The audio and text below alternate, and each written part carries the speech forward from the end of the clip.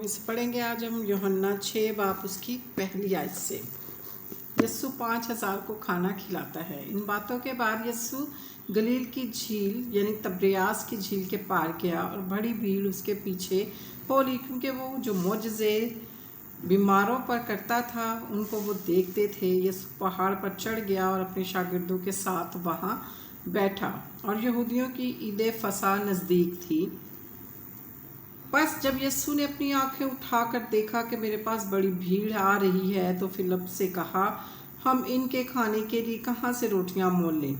मगर उसने उसे आजमाने के लिए ये कहा, क्योंकि वो आप जानता था कि मैं क्या करूँगा। फिलिपस ने उसे जवाब दिया कि 200 दिनार की रोटियां इनके लिए काफ़ी ना होंगी, हर एक को थोड़ी सी मिल जाए। उसके शागिर्दों में से एक ने यानी शमौन पतरस के भाई अंद्रयास ने उससे कहा, यहाँ एक लड़का है जिसके पास जौ की 5 रोटियां और 2 मछलियां हैं, मगर ये इतने लोगों में क्या हैं? यीशु ने कहा, लोगों को बिठा दो। उस जगह बहुत घास थी। बस वो मर्द जो तखमीनन 5000 थे बैठ गए। यीशु ने 2 रोटियां लीं और शुक्र करके उन्हें जो बैठे थे बांट दी, और इसी तरह मछलियों में से जिस कदर चाहते थे बांट दिया। जब वह सैर हो चुके तो उसने अपने शागिर्दों से कहा, बचे हुए टुकड़ों को जमा करो ताकि कुछ ज़ाया ना हो।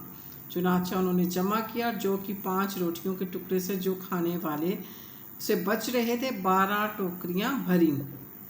बस जो मौजज़ा उसने दिखाया वो लोग उसे देखकर कहने लगे, जो नबी दुनिया में आने वाला था फिल हकीकत यही है। बस यस्सु ये मालूम करके कि वो आकर मुझे बादशाह बनाने के लिए पकड़ा चाहते हैं, फिर पहाड़ पर अकेला चला गया। फिर जब शाम हुई तो उसके शागिर्द झील के किनारे गए और कश्ती में बैठकर झील के पार कुफरनहूम को चले जाते थे। उस वक्त अंधेरा हो गया था और यस्सु अभी तक उनके पास ना आया था, और आंधी के सबब से झील में मौजें उठने लगीं। बस जब वो खेते 3-4 मील के करीब निकल गए तो उन्होंने यस्सु को झील पर चलते और कश्ती के नज़दीक आते देखा और डर गए।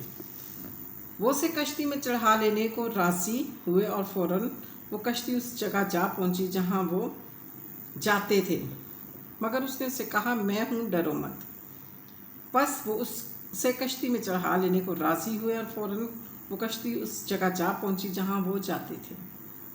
दूसरे दिन उस भीड़ ने जो झील के पार खड़ी थी ये देखा कि यहाँ एक के सिवा और कोई छोटी कश्ती ना थी, और यस्सु अपने शागिर्दों के साथ कश्ती पर रवाना ना हुआ था, बल्कि सिर्फ उसके शागिर्द चले गए थे। लेकिन बाज़ छोटी कश्तियाँ तब्रियास से उस जगह के नज़दीक आईं जहाँ उन्होंने खुदाम के शुक्र करने के बाद रोटी खाई थी।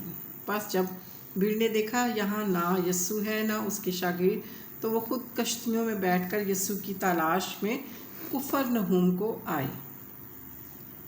यस्सु ज़िंदगी की रोटी।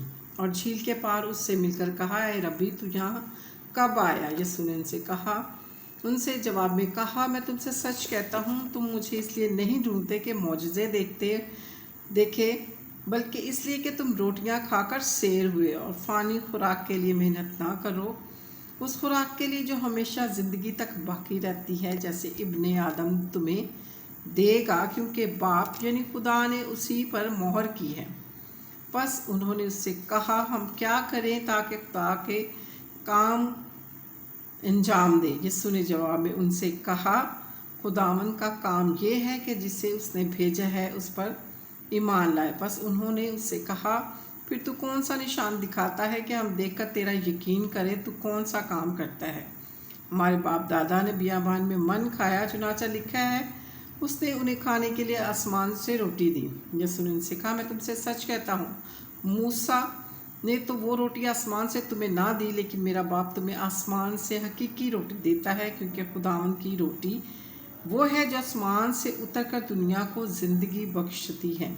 उन्होंने उसे कहा, है खुदाम, ये रोटी हमको हमेशा दिया कर। पाक कलाम के पढ़े सुने जाने पर खुदाम की बरकत हो, खुदाम का शुक्र हो। आमीन।